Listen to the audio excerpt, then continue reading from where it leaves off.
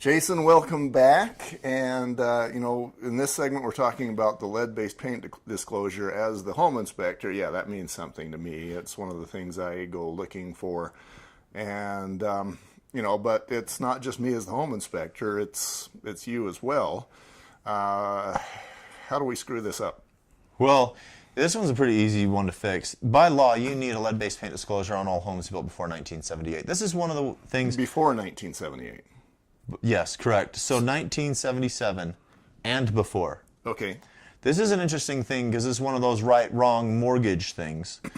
So the underwriter has to sign off on the loan. And so while the technicality of it is 77 and before, if you have anything that's in 78, you can get it on it. You can still do the disclosure regardless, even if it was built in 2010. Yeah, that's exactly what I was just going to bring up. You can throw this disclosure in at any time, but it is absolutely required before 1978. Okay. Sounds straightforward enough. So if that is not done right, we're fixing it by addendum. Right. So if you say, here's your purchase contract, here's the lead-based paint disclosure, here's your FHA via addendum, sign away, no problem. If it's a week before you're supposed to close and the underwriter comes back and says, hey, this home was built in 74, you need a lead-based paint disclosure, and you got to track people down, people say, why didn't you ask for this in the beginning? Right. It's just why another didn't you way know we need it? To look bad as the agent, to come at them later and say, oops, right. Sign this. I didn't tell you this. All right, well, section 1.2, we're just going through the contract. This is the one where it says this property is included with the home property. This personal property is included with the real property.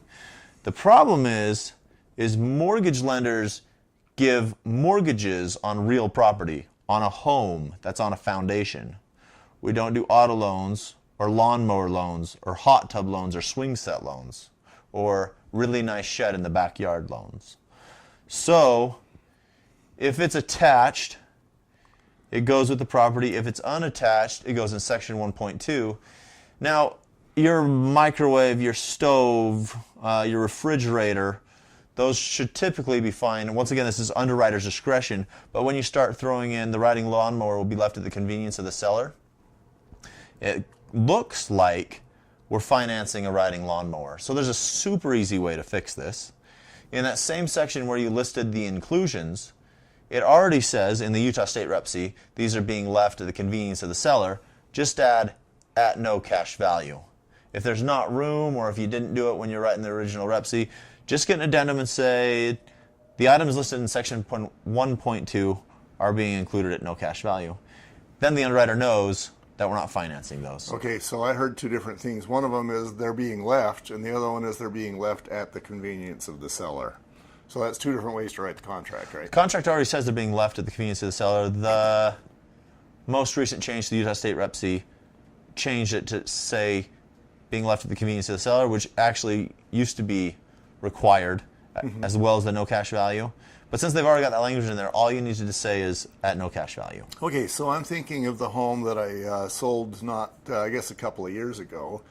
And one of the things I was considering to bring the resaleability up was I was going to put this big, nice garage in the back corner of the backyard. We didn't do it, but, and that would have been on a foundation, etc. Garage doors, stucco. So that wouldn't even been listed. That would have been part of the real property. That would have been part of the real property. Whereas if it was a tin shed, that's not real property. Yeah, if you and a bunch of buddies can pick it up and walk away with it, that's kind of the distinction. What about, now I'm trying to find a gray zone here. What about maybe a tough shed, where it's a really cool shed and it's super heavy, but I suppose if you were working real hard at it, you could move that shed. Right. Just like a mobile home, right? The thing is, it's going to come down to how you write the contract.